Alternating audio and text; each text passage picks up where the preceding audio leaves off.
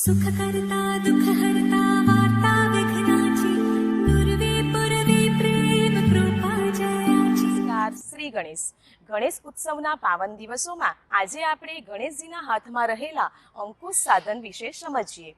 તો ગણેશજીને આપણે ઘણીવાર હાથીનો પરોણો અથવા અંકુશ પકડેલા જોવામાં આવે છે।